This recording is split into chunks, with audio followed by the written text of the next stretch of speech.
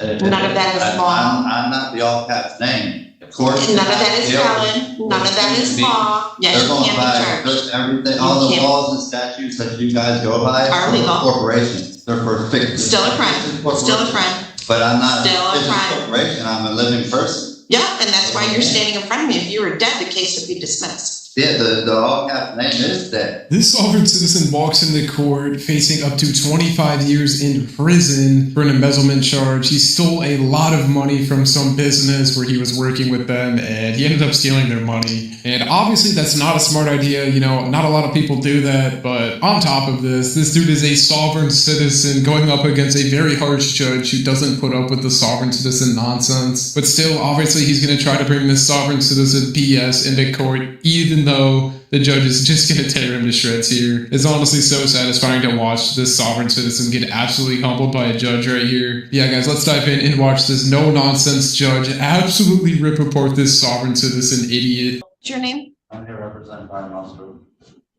You're Brian Musgrove? I'm here representing. I have no idea what that means, so why don't you come up to the podium?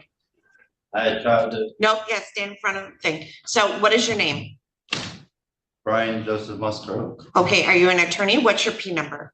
I'm not an attorney. So then you can't represent Brian Musgrove. So you are a defendant, correct? I'm an executor on that estate. Okay, so none of that is valid or legal. So you have an attorney? He's not doing nothing for me. Okay, that wasn't my question. Do you have an attorney? Yes or no? I have, yeah, he was supposed to be representing me, but. So you have Michael Dagger Margosian. Okay, so he's your attorney. Okay, so go have a seat. When Mr. Dagger Margosian gets here, I'll call your case, okay? Oh, there he is. So, Mr. Dagger Margosian, this is a date and time set for pre-trial in this matter. Mr. Musgrove said that he was appearing on his own behalf. I did verify he is not an attorney, and you are still the attorney of record. So, Mr. Dagger Margosian, how do you wish to proceed? Well, Your Honor, I am aware that Mr. Musgrove wants to present information to the court. I'm happy to be standby counsel if he wants to represent himself. Obviously, this court would have to go through the colloquy of that, but obviously it's Mr. Musgrove's legal right to at least ask the court to do that. So I'm here to observe at this point. All right. So, Mr. Musgrove, when you were at the bench or up at the podium before, you said that you were appearing on behalf of yourself. So, Mr. Musgrove, are you asking to no longer have counsel represent you?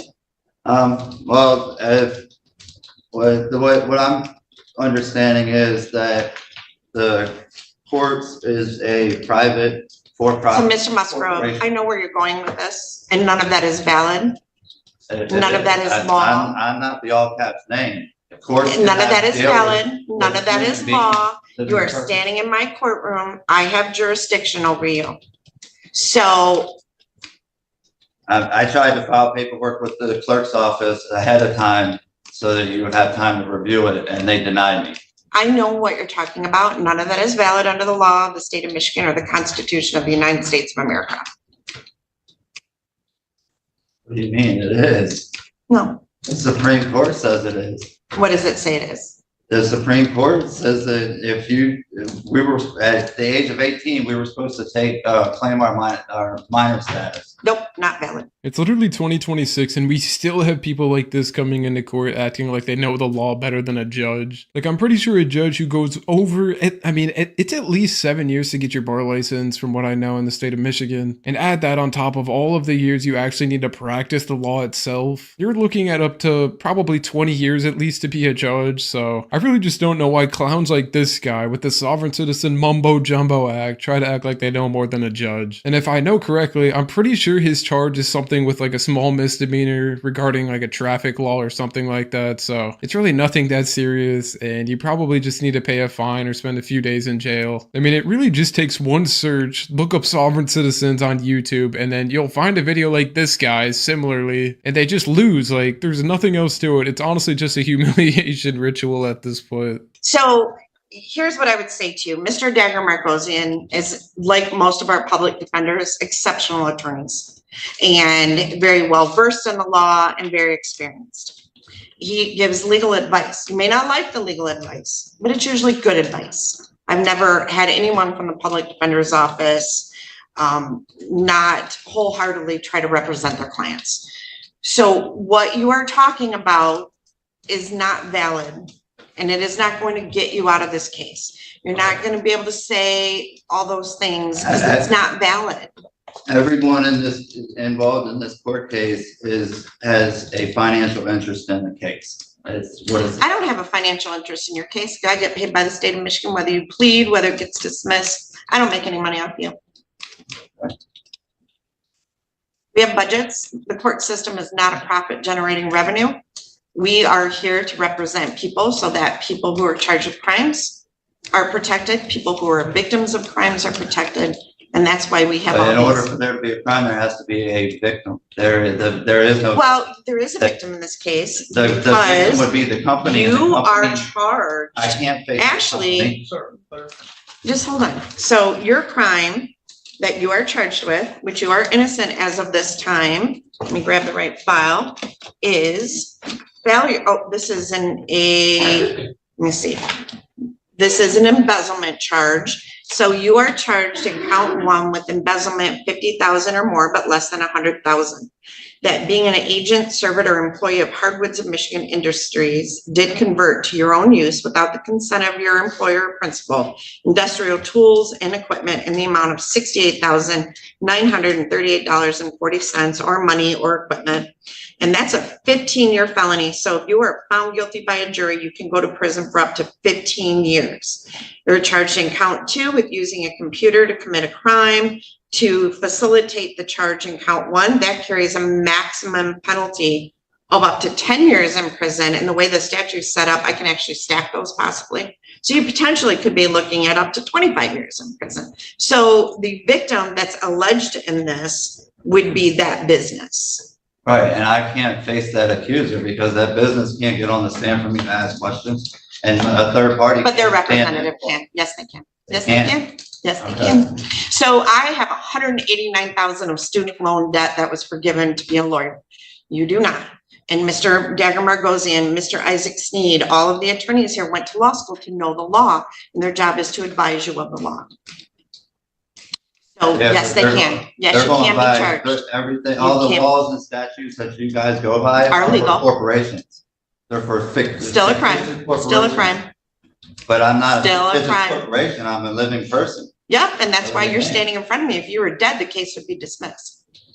Yeah, the all caps name is dead. That means nothing. That's not valid. Okay. It's not legal. So yeah, it turns out this dude is not actually in court for a traffic violation. My bad, guys. I probably got him mixed up with another sovereign idiot, but the same thing applies. Like, it doesn't make sense to me. I mean, I'm not going to rant on that because I already did, but this dude literally could be facing up to 25 years and he's treating this like he's talking to his ex-wife or something, just acting passive aggressive and whatnot. And it's obviously not going to work. And like, honestly, I feel like the only way you can like get around this kind of stuff if you're a judge is to just be sarcastic like this judge is being. I mean, I think she's handling this absolutely perfectly right now. And I feel like this is the only way you can handle these idiots. I mean, they won't just, you can't really argue with them because their IQ is so low. I mean, it's just not going to work. But, you know, if you do sarcasm and you kind of just act like they're a little toddler, it kind of gets under their skin, like you could tell with this guy, and they're probably just going to shut up and get a lawyer or something. But yeah, guys, let me know in the comments what you guys thought about this sovereign idiot. He ended up getting probation through all of this and has to pay everybody back. So slap on the wrist as always. And just like that, the courtroom reality finally caught up with the defendant. Throughout this hearing, he repeatedly relied on arguments that the judge said had no legal basis in the case before the court. Instead of focusing on the actual charges, he kept returning to theories that the court rejected almost immediately. What makes this hearing so memorable isn't just the back and forth, it's the contrast between internet legal myths and what actually happens inside a courtroom. No matter how confident someone sounds, a criminal case is decided by evidence, procedure, and the law applied by the court, not by slogans or buzzwords. When the judge laid out the potential penalties, the atmosphere changed completely. The conversation went from abstract legal claims to the very real consequences of the charges. That moment served as a reminder that courtroom decisions carry serious weight, and the stakes can be far higher than many people expect. Whether you agreed with the judge's approach or not, one thing is hard to ignore: staying focused on the actual legal issues is often far more effective than relying on arguments that the court has already rejected. In the end, every word spoken in a courtroom can have consequences, and every decision can shape someone's future. Now it's your turn. Do you think the judge handled this hearing the right way? Or do you believe the defendant should have taken a completely different approach from the beginning? Drop your thoughts in the comments. I read as many as I can, and I'd love to hear your perspective. If you enjoy real courtroom moments, intense legal showdowns, and cases where every second matters, make sure you subscribe and turn on notifications so you never miss the next upload. We bring you the most fascinating courtroom encounters from around the world, breaking them down into the moments everyone is talking about. Thanks for watching, stay respectful, stay informed, and I'll see you in the next courtroom case.